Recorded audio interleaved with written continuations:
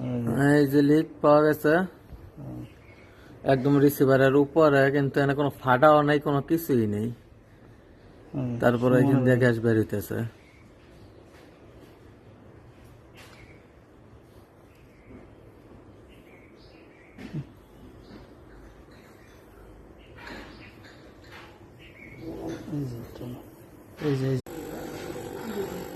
এই যে জ্বালাই করা হয়েছে, এখানে লিক ছিল, এখন আর লিক দেখাইতেছে না। একটু ফেনা লন, একটু বেশি করে ফেনা দিচ্ছে, পুরোটা বইরা দেন ফেনা, এদিকে দেন।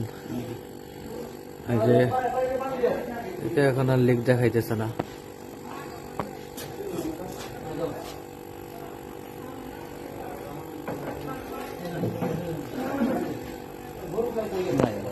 আর লিক নাই। এখন এটা ব্যাকআপ করে আমরা গ্যাস চার্জ করে দেবো।